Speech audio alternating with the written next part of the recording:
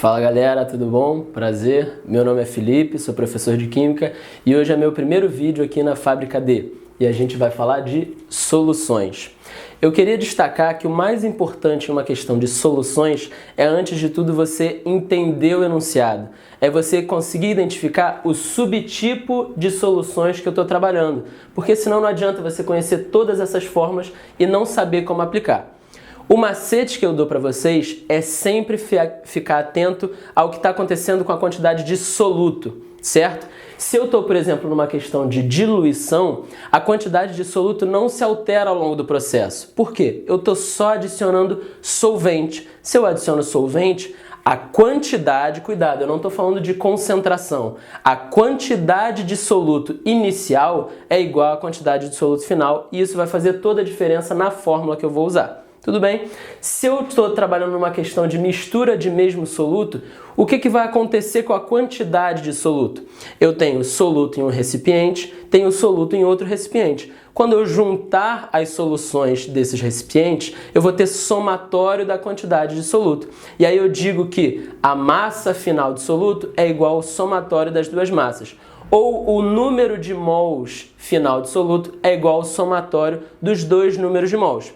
Isso vai depender se a questão está trabalhando com o conceito de molaridade ou com o conceito de concentração comum. Tá, vamos só relembrar aqui rapidinho as fórmulas. Molaridade, como a própria unidade já dá uma dica pra gente, mol por litro. Como é que eu calculo essa molaridade? Número de mols sobre volume, certo? Sempre em qualquer concentração eu vou estar trabalhando com o numerador referente ao soluto e o denominador referente à solução. O que a gente pode tirar disso? Que o único fator exclusivo do soluto é o numerador. Então é por isso que eu fiz essa modificação na minha fórmula, porque o que eu quero é trabalhar com a modificação do numerador. Fez sentido? Beleza. Se o problema estiver trabalhando com concentração comum, como é que eu calculo isso? Numerador é a massa de soluto sobre o denominador, que é o volume da solução. Alternando essa fórmula, eu tenho que a massa de soluto é igual a concentração comum vezes volume, certo? E aí eu vou estender essas fórmulas para cada subtipo de soluções. Se eu trabalhar com diluição, a quantidade de soluto inicial é igual à final. Então eu posso dizer que MIVI é igual a MFVF se a questão trabalhar com o número de mols de soluto. Eu posso dizer que CIVI é igual a CFVF se a questão trabalhar com massa de soluto, certo? Então cabe a você definir qual dessas duas fórmulas você vai utilizar dentro de cada subtipo. Se eu falo de uma mistura de mesmo soluto, eu estou somando aquela clássica questão de pega uma jarra de suco com uma determinada concentração, mistura com uma jarra de suco de outra determinada concentração, mas do mesmo suco, e ele vai pedir para você, por exemplo, a concentração final daquele suco. Você vai identificar se o problema trabalha com o número de mols ou molaridade, para definir se você vai usar MIVI, representando o número de mols de soluto presente na primeira jarra, certo?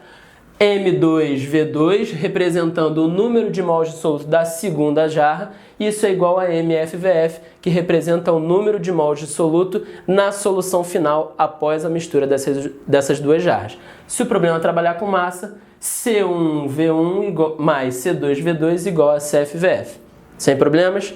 Beleza. Agora, tem um subtipo que é um pouquinho mais complicado, que é quando eu misturo solutos que reagem.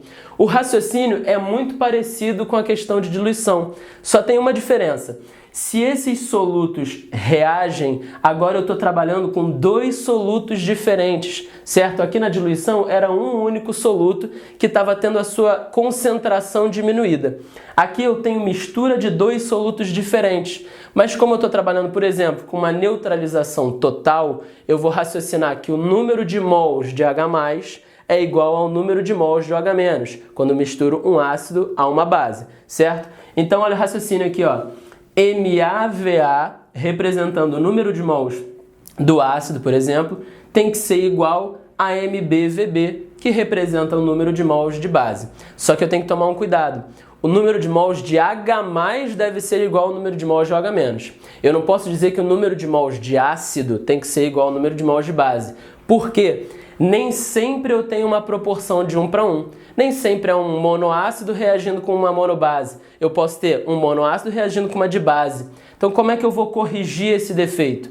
A partir dos coeficientes estequiométricos que eu descubro no meu balanceamento, certo? Agora, tem um macetinho aqui que é importante. Confiem em mim, isso daqui, a justificativa disso é por uma regra de 3. Mas o macete que eu passo para vocês não perderem tempo é MAVA como número de mols de ácido igual a MBVB como número de mols de base. Só que você vai inverter os coeficientes estequiométricos que você achou através do balanceamento, certo? Então o número de mols de ácido vai ser multiplicado pelo coeficiente da base e o número de mols de base vai ser multiplicado pelo coeficiente de ácido, certo? Se você se ater a esses macetes, a esse raciocínio, identificar no enunciado de qual se trata a questão, eu tenho certeza que você não vai errar mais, beleza? Espero que vocês tenham aproveitado. Até a próxima!